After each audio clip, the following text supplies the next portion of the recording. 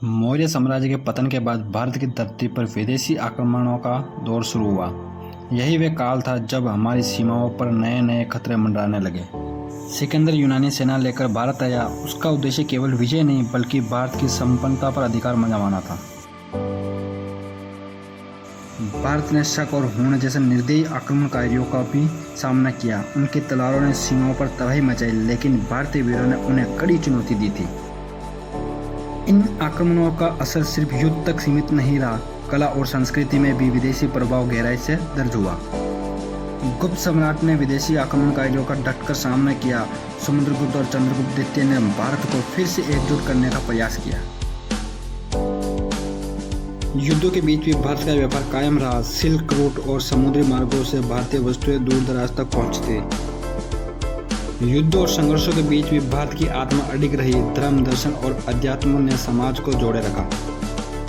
विदेशी आक्रमणों ने भारत को चुनौती दी, लेकिन हर बार यह भूमि और भी मजबूत होती गई और यही है भारत की असली पहचान। दोस्तों, कश्मीर की धरती सिर्फ अपनी खूबसूरती के लिए ही नहीं बल्कि अपने समृद्ध इतिहास और राजवंशों के लिए भी जानी जाती है। आज हम जानेंगे कश्मीर के राजवंशों की कहानी, जहाँ मिथक, धर्म, राजनीतिक और युद्ध सब एक साथ मिलते हैं। कश्मीर की कहानी शुरू होती है प्राचीन मिथकों से। कहा जाता है कि यहाँ कभी एक विशाल झील हुआ करती थी। ऋषि कश्यप ने झील का जल बहाकर इस घाटी का बसाया, इसलिए इसका नाम पड़ा कश्यप मीर यानी कश्मीर। पहला राजवंश माना जाता है नागवंश। यह नाग उपासना प्रचलित थी और स्थानीय राजा अपने को नागों का वंशज मानते थे, लेकिन इनका इतिहास रहस्य और किंवदंतियों से बड़ा है। 3री शताब्दी में ईसा पूर्व में सम्राट अशोक ने कश्मीर को अपने साम्राज्य में मिला लिया। बुद्ध धर्म का प्रचार प्रसार हुआ और यहाँ कई स्तूप और मठ बने। बाद में कुषाण साम्राज्य ने भी कश्मीर पर राज किया और इसे व्यापार का महत्वपूर्ण केंद्र बनाया। कश्मीर के स्वर्ण युग की शुरुआत होती है कारकोक वंश से। ललितादित्य मुक्तापिंड 724 ईसा पूर्व से 760 ईसा पूर्व सबसे प्रसिद्ध शासक हुए। उन्होंने तिब्बत, काबुल और बंगाल तक विजय प्राप्त की। उनके समय में कश्मीर एक सांस्कृतिक और राजनीतिक शक्ति बन गया।